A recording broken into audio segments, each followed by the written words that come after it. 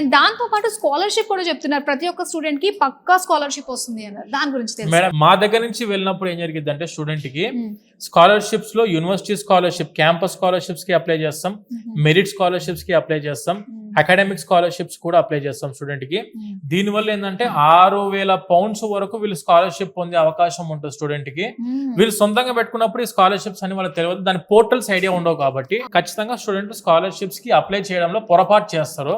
Definite గా. ఇంకొకటి, application పెట్టే టైంలోనే ఖచ్చితంగా స్కాలర్షిప్ అప్లై చేయాలి. ఓహో. అప్లికేషన్ పెట్టిన తర్వాత నేను స్కాలర్షిప్ కి అప్లై చేస్తా అంటే అది యాక్సెప్ట్ చేయదు యూనివర్సిటీ. ఓకే. సో అందు గురించే మీరు అప్లికేషన్ పెట్టే టైంలో ఒక ఎక్స్పీరియన్స్డ్ టీమ్ పర్సన్ ఉండాలి మీతో పాటు.